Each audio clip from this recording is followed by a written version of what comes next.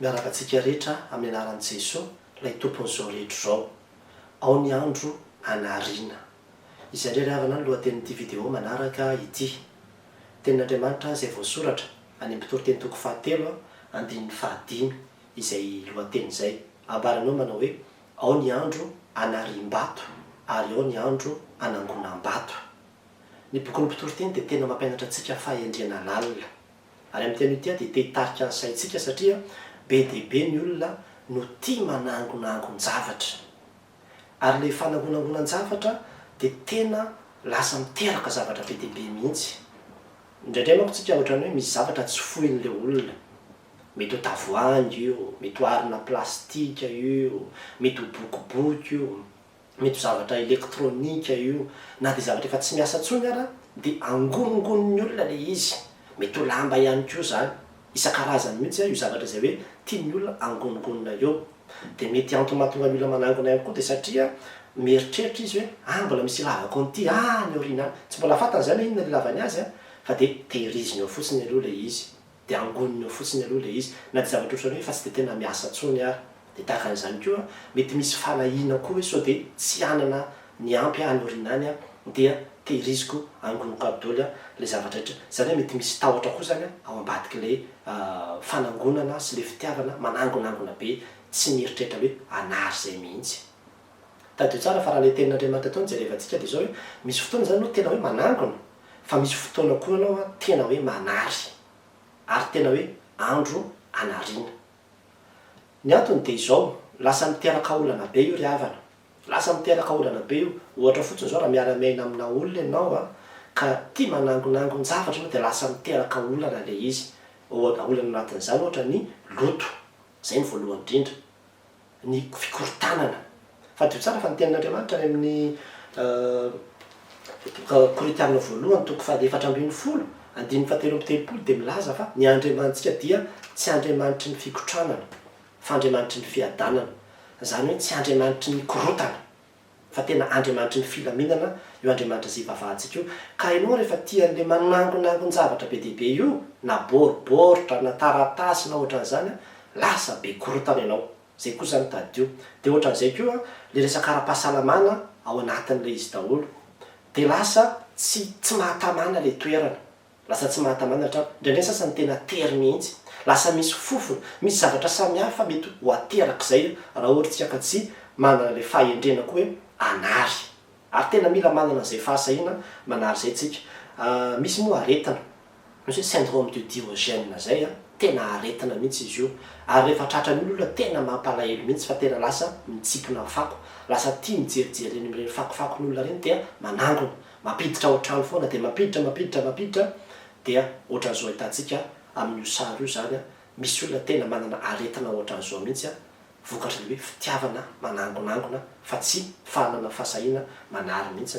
Tsika kristianina raha dia nampianarina koa izara. Nampianarina koa tsika izara. Tsara ilay manangona sy ilay mitahiry fa tena misy fotoana koa tena zaraina.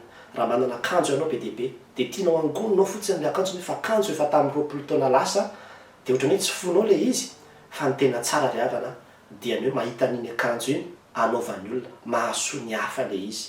Amenao ny olona ilay izy dia tena hoe izay ilainao sy izay ampiasainao no tehirizinao zany mba tsy hatonga izay ilay hoe korotana be izay. Dia ohatran'izay koa manana fahasahiana mihitsy manary an'ilay izy mba hanananao toerana milamina sy mirindra tsara. Mety ho zavatra samihafa araka rehefa nambarako teo hoe tavoahangy ohatra dia tena hoe arianao daholo ilay izy.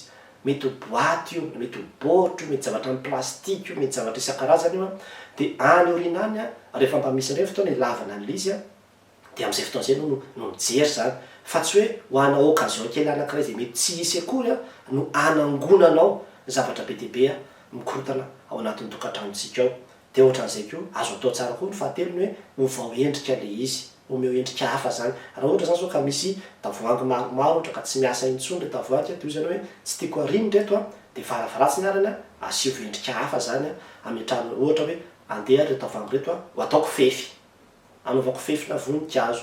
Nandeha reto tavoahangy reto ataoko zavatra kely ohatran'izao dia amboarinao omenao endrika hafa zany izy mba hiaina indray ao anatin'izay. Ary fahendreny zany tokony ho hitan'ny olona amintsika kristianina. mba tsy hahatonga antsika kristianina ho lasa ohatrany hoe be korotana be fa tena tian'Andriamanitra antsika anana fiadanana. Ary raha vao miresaka hoe ariana zay zavatra rehetrarehetra tokony ho ariana dia tena ao anatin'izany ravana ny fahotana sy ny faharatsiana izay te hipetraka ao anatintsika foana izy dia mihazona loto ao, milazona vovoka ao, mihazona zavatra samihafa ao fa tena misy koa ny fotoana anadiovanao mihitsy ny fonao.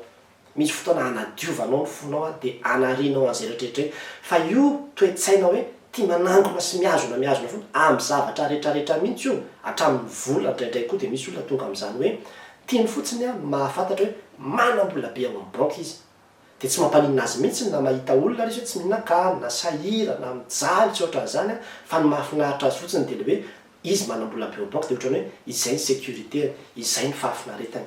Itsika kristianina dia averiko ihany nampianarintsika izara izay eo am-pelatanantsika ka raha misy zavatra mety mahasoa ny hafa dia omeola izy fa aza angonina sy tehirizana fotsiny fa tena misy fotoana ny zavatra rehetrarehetra ary indrindra izy lasa miteraka olana eo anivon'ny fiarahamonina ao anatin'ny tokantrano ao raha ohatra ka tsy haitsika zany. Zavatra kely izay kanefa dia fahendrena, fahalalam-pomba, fahaiza-miaina izay tsara mba ananantsika kristianina dia averiko ihany fa misy an'ilay ohabolan'ny vazaha manao hoe cleanliness is next to godliness, izany hoe ny fahadiovana ozy izy dia manakaiky ny fahamasinana ka tsy mitoetra ao anatin'ny toerana be korotana mihitsy ny fahamasinan'Andriamanitra dia mandiny tena jereo ny manodidina anao sao dia fa misy zavatra tokony ho ariana amin'izay ao. Zay zany no afatra ho antsika amin'ny teny ity dia miraso ho antsika rehetra an'Andriamanitra lehilahy ny voninahitra. Amen.